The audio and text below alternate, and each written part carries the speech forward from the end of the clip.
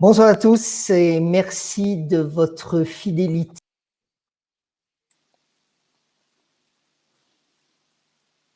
Invité pour cette soirée spéciale. Regardez-les, vous les découvrez à l'antenne. Jacques de Chabannes pour le château de La Palisse, Frédéric Bonichon pour la ville de Châtel-Guyon. On est entre nous, si nous sommes samedi, c'est du direct. Merci à tous d'avoir joué le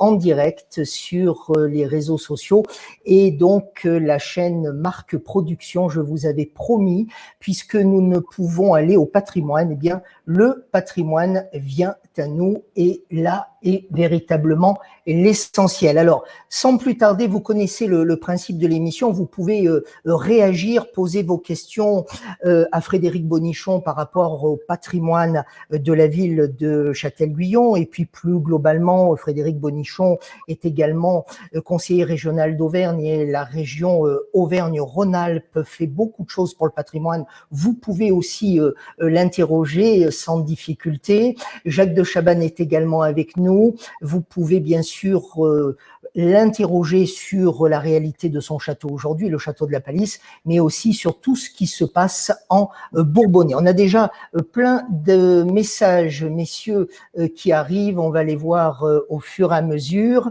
Et je vais vous demander aussi de commencer à nous dire un petit peu ce que vous faites en ces temps de confinement. Frédéric Bonichon, là, vous êtes chez vous, là ? Je suis chez moi, à Châtel-Guyon, évidemment. À Châtel-Guyon. L'activité aujourd'hui est une activité plutôt de grand air, un peu de bricolage, un peu de jardinage.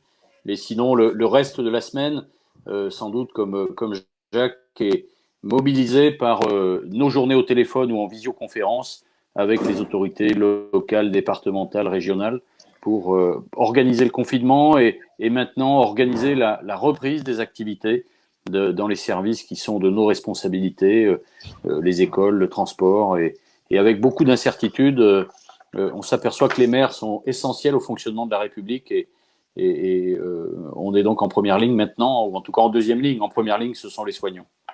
Et vous, Jacques, du côté du Bourbonnais, vous me disiez dans le studio virtuel tout à l'heure, le temps de vous connecter, qu'il a beaucoup plu et il y a même eu un orage de grêle du côté de Vichy. Oui, apparemment, d'après le partage du journal La Montagne, il y a eu une petite, un gros orage sur Vichy avec de la grêle. Sur la Palisse, très peu d'eau malheureusement pour nos amis agriculteurs qui eux aussi souffrent et pas que du confinement. Ça m'a valu d'arrêter de tondre parce que cet après-midi j'avais prévu de tondeuse. Vous savez que le confinement dans 3000 mètres carrés habitables sur 8 hectares de terrain, c'est pas facile du tout. Non, on s'occupe pas mal, mais comme l'a dit Frédéric, effectivement, c'est au niveau des élus, c'est vrai qu'on demande beaucoup aux maires et on est sur tous les fronts, mais je dirais un peu comme d'habitude. Mais il faut apporter les réponses à nos concitoyens qui aujourd'hui sont très demandeurs. Alors, on est là pour cette soirée Vue d'Auvergne et je vous ai pas choisi par hasard l'un et l'autre. Frédéric Bonichon, je vais vous appeler par vos prénoms, messieurs, puisque à l'antenne, on va se vous voyez, mais dans la vraie vie, on se tutoie. Frédéric, vous êtes un des tout premiers qui a fait confiance à Vue d'Auvergne, puisqu'avant même que nous allions filmer votre commune, vous m'avez dit, Marie-Alexis, on va soutenir ce programme lié au patrimoine. Pour quelle raison ? Je crois que les villes thermales sont ce très chouette trait d'union entre ce passé du 19e, du début 20e, cet imaginaire d'un temps où Maupassant pouvait écrire ses romans à Châtel et où d'autres venaient à Vichy, au Mont d'Or ou ailleurs. Et puis ces villes contemporaines agitées de villes qui sont aussi des villes dortoirs parfois, ou en tout cas de liens de domicile-travail. Et que une émission, en tout cas une initiative qui s'appelait Vue d'Auvergne et qui fasse le lien entre le passé, le présent et le futur correspondait bien à ce qu'on avait envie de faire. Au moment où ça a démarré, le théâtre de mémoire n'était pas encore ouvert, mais c'était notre projet. Et notre projet, c'était à partir du patrimoine de Châtel-Guyon, de ce théâtre fermé, d'en refaire un lieu complètement contemporain pour l'ensemble des Châtel-Guyonnais. Et bien au-delà, on a aujourd'hui des gens de Vichy, d'Issoire, sûrement de la Palisse, qui viennent de temps en temps au théâtre de Châtel. Donc l'émission, elle tombait bien au moment où Châtel amorçait sa relance et finalement ce lien, le patrimoine, c'est évidemment pour un maire une charge, mais c'est une chance et ça donne l'identité à une ville qui est forcément différente et qui est la plus belle ville d'Auvergne, bien évidemment. Plus belle ville d'Auvergne, donc la plus belle ville du Bourbonnais, ce serait forcément la Palisse, monsieur le maire. Allez, moi qui suis Bourbonnais de naissance, je l'accorde. Effectivement, comme vient de le dire Frédéric, c'est vrai que le patrimoine est une charge pour les collectivités, mais c'est également une charge pour les propriétaires privés. Et je suis bien placé pour en parler, surtout quand on hérite de ce genre de maison sans avoir la fortune qui va avec. Alors, regardez, on a déjà des questions aussi qui vous arrivent. Yasmine Laïd-Renard, merci Yasmine d'être avec nous. Bonjour à vous depuis Moulins, nous vous y espérons dans quelques temps. Jacques, vous pouvez nous dire qui est Yasmine? Oh là, il y aurait beaucoup à dire. Qui est Yasmine? Déjà, c'est une amie et c'est la directrice des musées du département et qui fait un travail remarquable qui a complètement boosté nos musées, notamment le musée Anne de Beaujeu, la Maison Mantin, la Malcoiffée, pour laquelle il va y avoir des travaux qui vont être engagés très prochainement. Donc, on a vraiment la chance d'avoir un très, très beau musée avec de très belles collections et des expositions à chaque fois exceptionnelles. Et nous avons envisagé d'ores et déjà avec Yasmine Laïd-Renard et le président Claude Riboulet, le président du conseil départemental de l'Allier du Bourbonnais, plusieurs émissions spéciales vues d'Auvergne. Messieurs les maires, c'est du direct, vous êtes maires tous les deux, vous ne faites pas que représenter le patrimoine, il y a aussi des questions qui vous arrivent et qui sont pour l'un et pour l'autre. Est-ce que les maires trouvent normal que les restaurants restent fermés et que les cantines, je présume scolaires, ouvrent? Qui veut se risquer à une réponse? Oui, je veux bien commencer. Je pense qu'à l'heure actuelle, compte tenu de la situation, il est normal que les restaurants, tous les lieux de rassemblement soient fermés. Alors effectivement, pour notre économie touristique, c'est une situation extrêmement difficile et je suis très inquiet, notamment au niveau des hôteliers, des restaurateurs du territoire du Pays de la Palisse sur leur avenir parce que la situation va être extrêmement difficile.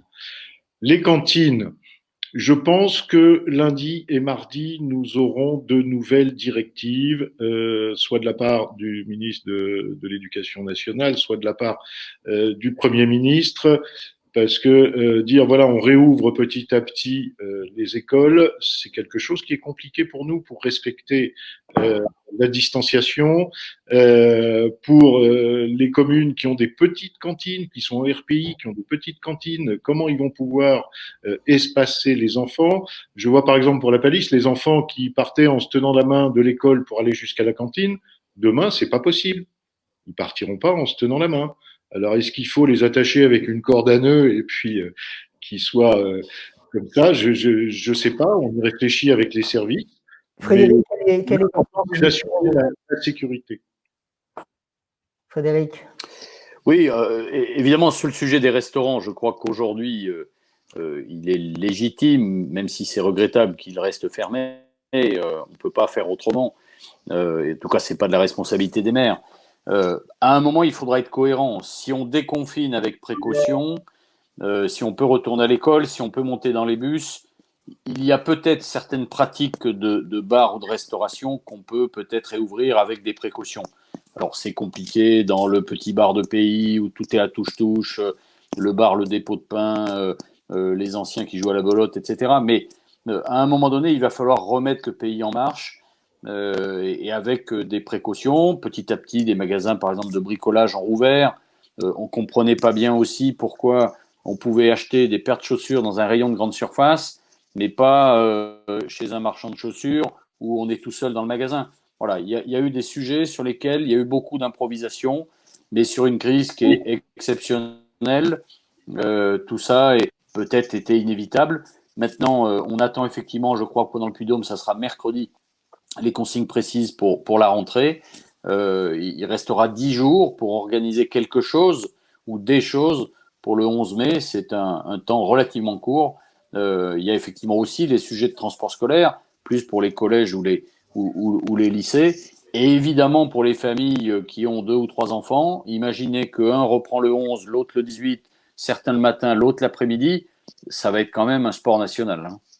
Alors, il y a des petits messages qui vous arrivent. Celui-ci est pour Frédéric Bonichon, de Jean-Pierre Chaumillier. J'aimerais connaître les monuments classés ou inscrits à Châtel, voir ceux que le maire voudrait voir inscrire. On est bien au cœur de la nuit du patrimoine. Alors, Jean-Pierre me pose une question piège. Je connais évidemment pas par cœur l'ensemble des monuments classés. Alors, classés, il n'y en a pas. Il y a un certain nombre de bâtiments inscrits, dont celui que j'ai évoqué tout à l'heure, le théâtre, qui était en partie inscrit. Les grands termes, ou en tout cas la façade et quelques éléments des grands termes, qui sont les termes qui sont fermés depuis maintenant 16 ans, qui sont ce bâtiment qu'on retrouve sur beaucoup de cartes postales, sont aussi pour partie inscrits. Et puis, on a dans le cadre de ce qu'on appelle la ZPPAUP, alors ça a changé de nom, la zone de protection du patrimoine, on a une cinquantaine de maisons remarquables qui ont été construites par des architectes, souvent dans la première du XXe siècle, parfois les deux guerres, puisqu'il y a eu ces deux grandes périodes à la fois entre 1914 et 1940, et puis un petit peu avant, entre 1890 et 1910. Et vous avez d'autres envies là pour faire classer d'autres bâtiments ? Alors, d'abord, on peut effectivement entamer des démarches. D'abord, c'est des démarches relativement longues, et il est préférable de connaître l'usage final avant de s'engager dans ces démarches. Je disais que c'est une chance et une charge. Dès lors qu'un bâtiment est inscrit et encore plus classé, son évolution est beaucoup plus compliquée. Je prends l'exemple du théâtre. En 1902, quand il a été construit, il n'y a évidemment pas de normes incendie, pas de normes anti-bruit pour le voisinage, pas de normes pour les accès des personnes handicapées. Donc à un moment donné, quand vous voulez retrouver un usage d'établissement qui reçoit du public en 2020 avec les normes d'aujourd'hui, il faut que chacun fasse un pas l'un vers l'autre. Le patrimoine vers les pompiers, le maire qui gère les finances vers le préfet qui gère d'autres contraintes, les problèmes d'urbanisme, de permis de construire. Donc c'est toujours un compromis, la remise en route du patrimoine. Sinon, c'est juste conserver pour conserver. Et moi, c'est pas ma tasse de thé. Je préfère qu'un patrimoine vivant sur lequel on a fait quelques entorses à l'histoire plutôt qu'un patrimoine mort qui ne sert à rien. La nuit du patrimoine, nous sommes en direct live sur la page Marc Production. Le compteur est en train de monter en termes d'audience. Merci à vous d'être là, chers amis fidèles du live. Nous sommes ensemble, vous le savez, depuis le 19 mars dernier, tous les soirs de 18h45 à 19h15 en direct. Tous vos messages que je me fais un plaisir et un devoir de lire. Ce soir, c'est une soirée un petit peu spéciale. Nous avons des invités avec nous pour introduire une nuit où Vue d'Auvergne ressort ses films. Nous allons partir du côté de Châtel-Guyon tout à l'heure à 19h20 avec le film que nous avions trouvé tourné avec Frédéric Bonichon justement. C'était il y a combien de temps d'ailleurs, Frédéric ? Je pense que c'était il y a au moins 5 ans, puisqu'on vient de fêter les 5 ans de l'ouverture du théâtre. Je pense que c'était l'été précédent, donc je dirais été 2014. L'été 2014. Et je me trompe peut-être. L'été 2014, je pense. Nous partirons du côté de La Palisse également aux alentours de 21h05. Et puis, nous irons pour un film inédit dans les toboggans des pistes Michelin. Nous avions à l'époque, c'est le tout premier film Vue d'Auvergne, il y a 7 ans, nous avions reçu l'autorisation exceptionnelle de Jean-Dominique Sénard pour voir un peu ce qui se passe dans les anciens toboggans des pistes Michelin. Michelin. Et puis, nous partirons aussi au château de Parentigna à 21h30 et nous irons aussi du côté de Garabi. Et avant chaque émission, chaque diffusion, je me permettrai de prendre la parole sur ce canal pour vous raconter une petite anecdote de tournage. Alors, vous savez, messieurs, nos amis ont beaucoup d'humour. Il y a quelque chose là qui va peut-être vous agacer, mais il faut le prendre avec humour. Mais je voudrais m'arrêter sur ce message. Anne Le Labousse, nous pouvons en sourire, mais combien tout cela est compliqué et comme il doit être complexe et encore plus en cette période d'être élu et donc responsable. Merci messieurs de prendre soin de nous. Et puis ce message pour Jacques de Chabannes, mais il faut le prendre avec humour, mon cher Jacques. Est-ce que lorsque l'on habite dans un château de 500 mètres carrés, on peut dire que l'on est en confinement? Déjà, la palisse fait plus de 500 mètres carrés. J'aimerais bien avoir un château que de 500 mètres carrés. Ça me soulagerait énormément. Non, c'est vrai qu'effectivement, pour moi, le confinement, c'est pas compliqué. En plus, bon, j'ai la mairie qui est juste à côté, la mairie de la communauté de communes. Je peux y aller à pied, je suis à 100 mètres. C'est vrai que le confinement me permet d'être beaucoup plus présent dans le parc du château et de travailler beaucoup plus qu'auparavant parce que on a un peu plus de disponibilité. Vous voyez, par exemple, je pense une des expériences de ce que l'on vit aujourd'hui, qui va être intéressante par la suite, notamment pour les élus, c'est le développement des visioconférences. Je me rends compte que on gagne un temps fou en visioconférence. Déjà, tout le monde est à l'heure. Tous les participants sont à l'heure. Alors moi, je vais prendre la parole pour dire que le maire n'existe plus. Il n'y a pas de bavardage avec son voisin ou sa voisine. On va à l'essentiel. Et je trouve que c'est un merveilleux gain de temps. Et ça, je pense qu'on va être amené à le développer. Mais effectivement, les conditions de mon confinement, je souhaiterais que beaucoup puissent en profiter. Pierre-Gabriel Gonzalez pour Frédéric Bonichon. Bonsoir Frédéric. Avez-vous pu mettre en valeur le tableau montrant des projets d'aménagement de Châtelluyon dans les années 30 achetés par votre commune récemment? Alors c'est une belle histoire, je vais la raconter, Pierre-Gabriel s'en rappelle. Pour tout dire, j'étais dans les tribunes du stade Geoffroy Guichard pendant une demi-finale de rugby ASM Toulon, je crois. Et Pierre-Gabriel m'envoie un SMS, me dit « Je suis dans une salle des ventes, il y a un grand tableau qui est le tableau de sorte d'avant-projet sommaire de l'évolution de la place Brosson. Est-ce que je peux l'acheter pour le compte de la ville de Châtel ?» Je lui dis « Vas-y, banco. » Ce grand tableau qui ressemble presque à ce que nous sommes en train de faire 90 ans après, était très visionnaire à l'époque. C'était un plan d'architecte et nous l'avons affiché dans une des salles de réunion de la mairie. Donc, je ne sais pas s'il est suffisamment mis en valeur, mais en tout cas, on le montre souvent à nos visiteurs et certains sont très amusés de voir qu'il y a 90 ans, on avait imaginé une place Brosson devant le théâtre organisé différemment. Donc voilà, merci Pierre-Gabriel de ta perspicacité ce jour-là. Une question de François Dardenne. Bonsoir. Des enfants regardent l'émission. Alors là, c'est moi qui dis merci, François Dardenne. Moi, j'en suis ravi. Des enfants regardent l'émission. Pourriez-vous, messieurs, leur expliquer en quoi le patrimoine sert leur avenir de demain? C'est une belle question, ça. Jacques. C'est magnifique. C'est magnifique, effectivement, c'est très important et merci de poser cette question. Les enfants, il faut leur expliquer que le patrimoine, c'est le passé, mais c'est également l'avenir. Je suis contre le patrimoine poussiéreux, je dirais, ou de faire du conservatisme poussiéreux.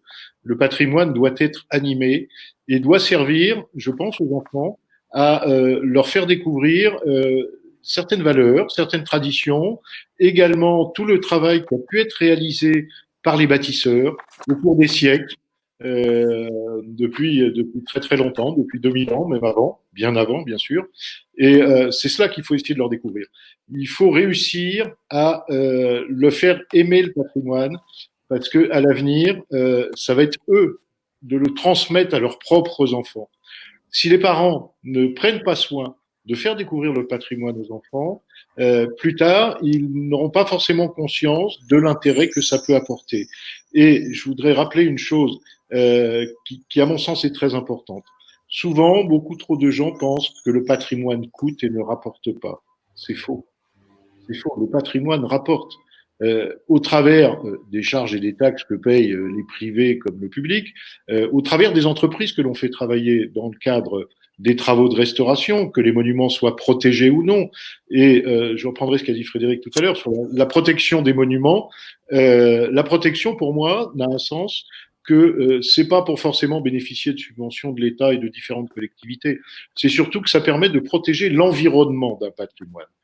J'ouvrirai pas la parenthèse des parcs éoliens qui peuvent être à l'étude actuellement un peu partout sur nos territoires, mais c'est très enrichissant et il faut que nous, propriétaires de patrimoine, public ou privé, on s'attarde beaucoup plus à avoir un discours qui s'adresse aux enfants. Moi, je le fais à la Palisse déjà depuis plusieurs années avec un jeu questionnaire, ce qui permet d'occuper les enfants, sinon au bout d'un quart d'heure, ils décrochent, ce qui est tout à fait normal.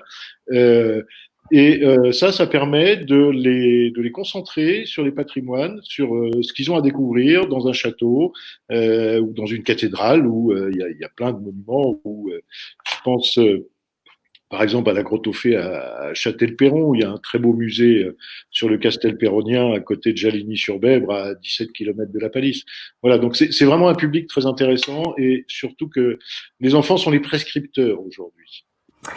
Frédéric, une question qui peut concerner directement Châtel-Guyon. Le Tour de France, c'est une question de Jean-Luc Blanc que je salue. Le Tour de France est un type de patrimoine. Le maire de Châtel a-t-il des informations de la part de Christian Prudhomme, donc le patron du Tour de France, sur le devenir de cette compétition pour l'édition 2020?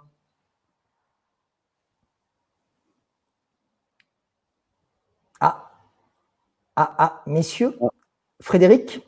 Frédéric s'est assoupi. Frédéric Bonichon. Frédéric, vous m'avez entendu? Est-ce que Frédéric Bonichon est avec nous? Vous avez des infos, vous Jacques, vous avez des infos? Non, j'ai aucune info. Alors, je vois qu'un autre invité est également avec nous. Il s'agit de Anne-François Delastic, qui était dans la salle virtuelle de la régie et qui vient de repartir. Je suis désolé, donc écoutez, je suis avec Jacques. J'ai perdu deux invités d'un coup, mais Jacques reste avec nous. Je vais en rester qu'un. Ce serait vous. Dans le film, Jacques, à la fin de l'émission, que nous allons revoir tout à l'heure à partir de 21h05 sur le canal Marc Productions, vous dites quelque chose qui m'a profondément marqué, pas le soir où nous avons tourné et réalisé cette émission, mais après, au moment du montage et lorsque j'ai reprogrammé le film pour tout à l'heure, souvenez-vous, vous nous faites, à tous les invités, vous nous faites nous tourner vers la tapisserie devant laquelle nous sommes, et je vous laisse raconter la suite parce que c'est très impressionnant ce que vous nous avez dit ce soir-là, et nous sommes au cœur de quelque chose de très compliqué en ce moment. Tout à fait, je me souviens très bien, et c'était, je crois, juste après que Claude Riboulet ait remis la médaille du département à la jeune fille dont j'ai oublié le nom, mais je me souviens très bien d'elle, où effectivement, nous étions tous devant une des tapisseries de la tenture des preux chevaliers, et la devise qui entoure cette teinture en latin est post tenebras spero lucem, qui signifie après les ténèbres, j'espère la lumière. Et c'est vrai qu'aujourd'hui, c'est vraiment une devise que l'on pourrait tous reprendre, espérer la lumière après les ténèbres que nous vivons aujourd'hui. Tout à fait. Nous avons un autre invité qui nous rejoint. Voilà, j'ai retrouvé tout le monde. Frédéric Bonichon, Jacques de Chabannes. J'ai retrouvé un quatrième invité que je salue, Anne-François Delastic. Merci Anne-François de vous joindre à ce trio pour faire le quatuor du patrimoine en Auvergne et Bourbonnais ce soir en live sur Marc Productions. Comment allez-vous déjà? Bah écoutez, plutôt bien. confiné pas à Parentigna, mais à Senlis. Alors, Parentigna qui souffre aussi, comme le château de La Palisse, forcément, je vous présente pas Jacques de Chabannes que vous connaissez, je vous présente pas Frédéric Bonichon, le maire de Châtel-Guyon. Votre château est également fermé. Comment envisagez-vous la suite? Je rappelle juste que ce soir, nous allons voir le film que nous avons tourné ensemble à Parentigna.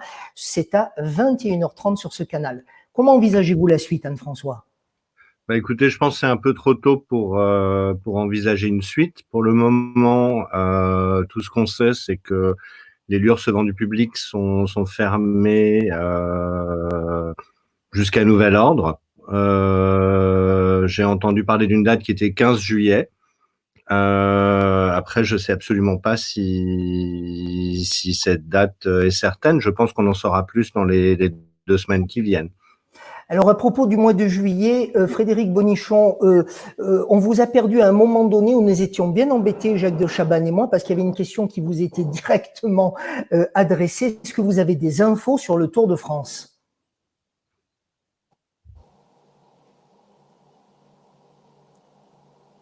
Frédéric? Alors, je vais répondre à cette question.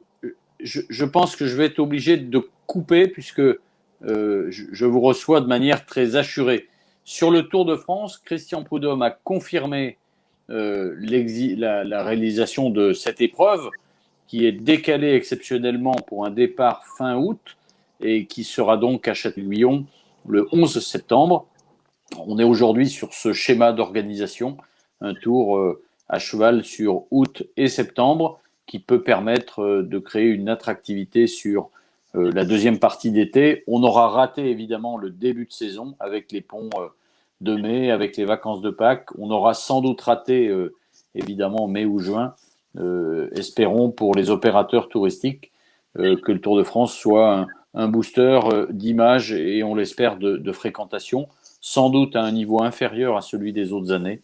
Mais on est ravis que cette épreuve sportive d'envergure mondiale puisse continuer de se dérouler cette année. Un petit clin d'œil de Jean-Pierre Brenas. Merci Jean-Pierre Brenas de nous rejoindre dans le live. Jean-Pierre Brenas qui dit vive le Tour de France. Merci beaucoup Frédéric. Vous faites comme vous le souhaitez par rapport à la suite. De toute façon, la ville de Châtel-Guyon, que vous connaissez bien sûr, est à l'honneur ce soir à 2 horaires, 19h20 et 22h30. Anne-François Delastic, est-ce que vous vous souvenez du tournage de Vue d'Auvergne comme d'un moment agréable? Un moment plus qu'agréable, c'était assez impressionnant. Il y avait du monde partout, des fils partout, et on est arrivé à faire quelque chose de passionnant. Et moi, j'ai une anecdote de tournage très agréable. C'est le casse-croûte aux alentours de 13h, parce qu'on pense toujours qu'on ne prend pas le temps de se restaurer lors des tournages. Et là, nous avions vraiment pris un bon moment, notamment tous les deux. Et aux alentours de 14h30, eh bien, il a fallu refaire la scène plusieurs fois, la scène que nous verrons tout à l'heure dans l'orangerie. Vous vous en souvenez de ce moment? Oui, tout à fait. On aurait dû boire un peu moins de vin, peut-être. C'est vous qui l'avez dit, cher ami. Mais en tout cas, on avait passé un bon moment. On a passé aussi un très bon moment chez vous, Jacques de Chabannes, pendant le tournage. Et après, dans votre salon privé. C'est vrai. J'en ai un excellent souvenir et il s'est passé des choses merveilleuses, notamment avec Bernard Saxé, qui, pour la première fois depuis de très nombreuses années, a réussi à se mettre debout pratiquement tout seul. Effectivement, parce que le thème que, comme vous le verrez tout à l'heure, je vérifie mon horaire pour le film de La Palisse, c'est à 21h05. Le thème était sur l'équilibre de vie. J'ai 2 châtelains à présent avec moi en visio. J'ai envie de vous poser à l'un et à l'autre, pour terminer, la même question. Comment envisagez-vous cette fin d'année 2020 par rapport à vos monuments, à vos châteaux? On commence avec vous, Anne-François?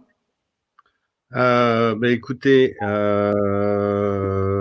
je pense qu'on va avoir une saison perdue. Parce qu'il y a plusieurs facteurs en fait qui rentrent en compte. Il y a l'inconnu de savoir quand on va pouvoir ouvrir. On sait que tous les gros événements, par Antinia, je veux dire, notre saison est très courte puisque elle est vraiment sur le mois de juin, les week-ends, juillet et août, un petit peu en septembre. Et surtout, on comptait sur un gros événement qui était le concours national de dressage qui devait avoir lieu le 18 juin, qui évidemment a été annulé. Ça devait drainer plus de 7000 personnes.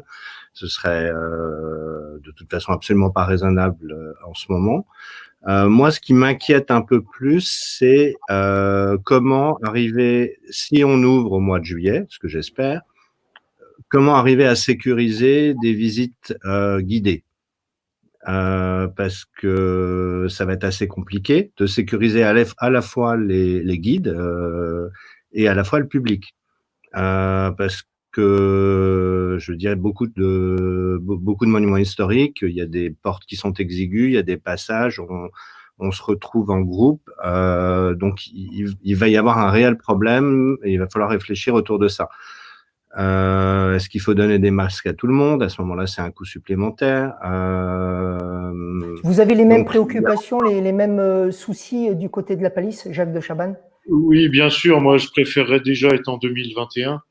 Mais je ne sais pas du tout comment on va passer 2020.